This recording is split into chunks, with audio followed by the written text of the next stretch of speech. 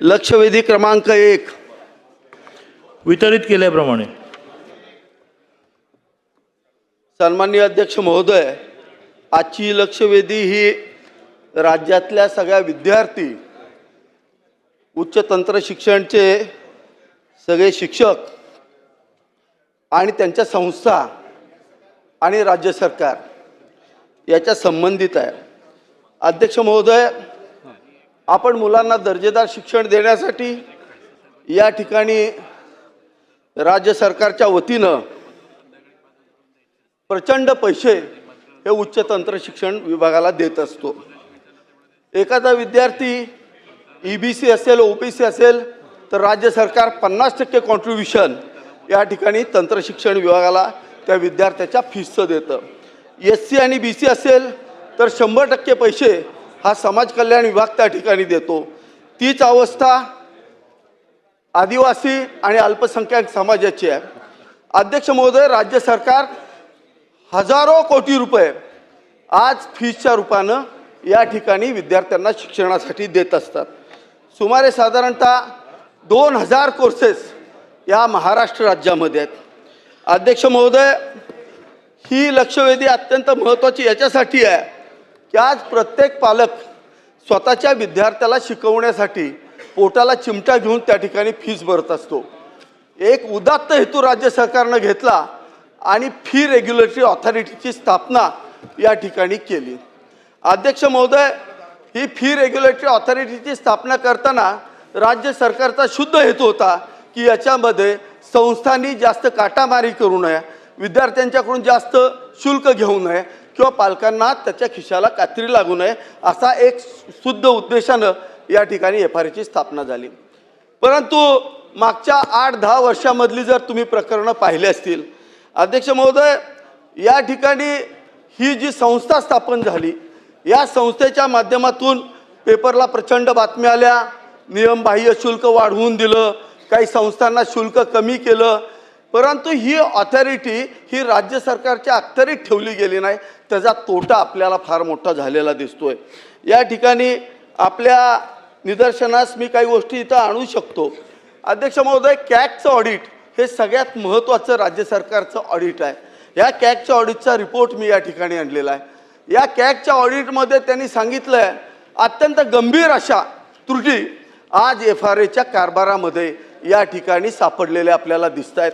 याच्यामध्ये त्यांनी स्पष्ट म्हणलेलं आहे, यामध्ये काही कर्मचारी आहेत, जे कर्मचारी आपण विद्यार्थ्यांच्या फीमध्ये या ठिकाणी त्यांना आपण कामाला लावतो। अरे, डाटा एंट्री ऑपरेटरला पगार किती असू शकतो? अध्यक्ष महोदय, 90,000 रुपये पगार डाटा एंट्री ऑपरेटरला आहे।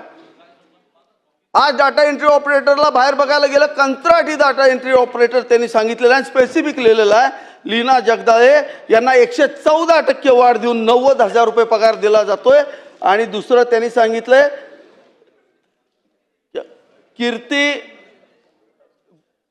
गुप्ता यांना 116% वाढ दिलेली आहे आणि त्यांनाही पगार असा दिलाय।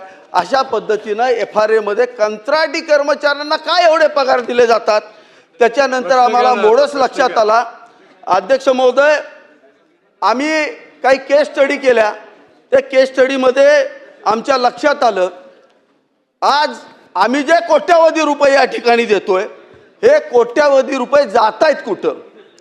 अध्यक्ष महोदय, विद्यार्थी पालकांची जर एखादी संस्था जर फी देणार असेल तर त्याचं बांधकाम किती आहे, त्याच्याकडे इन्फ्रास्ट्रक्चर किती आहे, त्याचे शिक्षक किती आहेत, याच्यावरती फी ठरवली जाते।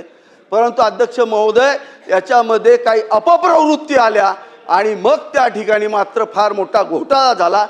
ज्या संस्थांना 75,000 रुपये फी लागणार होती, पालकांना 75,000 रुपये भरायचे होते, त्या ठिकाणी सेटलमेंट करून 1.5 लाख रुपये फी ठरवण्यात आली।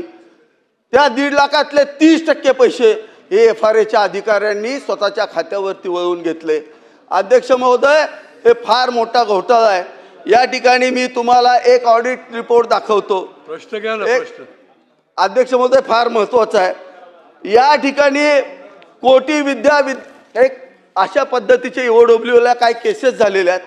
त्यातली एक केस सांगतो, कोटी विद्या चॅरिटेबल ट्रस्टची केस आहे। 120 कोटी रुपये या ठिकाणी सायपन झालेले आहेत आणि हे राज्य सरकारला माहिती होऊन सुद्धा या राज्य सरकारनं कुठलीही गोष्ट केली नाही किंवा FRA काय केलेलं नाही.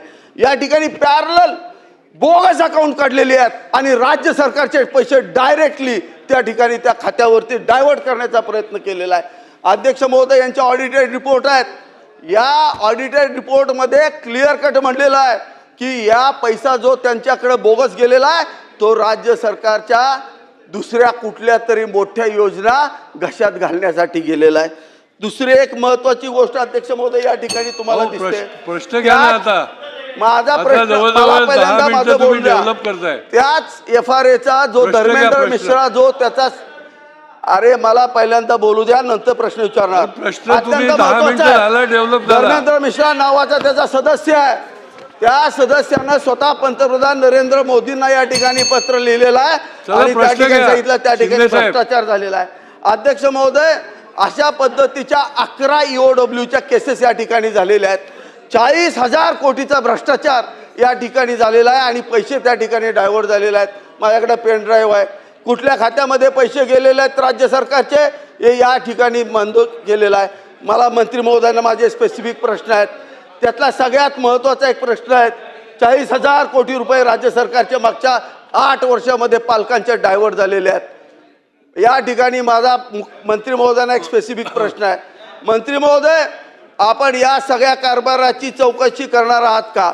आज त्या ठिकाणी एक माजी न्यायमूर्ती बसलेले आहेत. त्यांना सगळ्या गोष्टीची कल्पना आहे. सगळ्या तिथल्या शिक्षक संघटनांनी संस्था चालकांनी सगळ्यांनी त्यांना हे निदर्शनास आणून देऊन सुद्धा त्याकडे जाणीवपूर्वक डोळेझाक केली जाते आहे. आपण यांना कार्यमुक्त करणार का?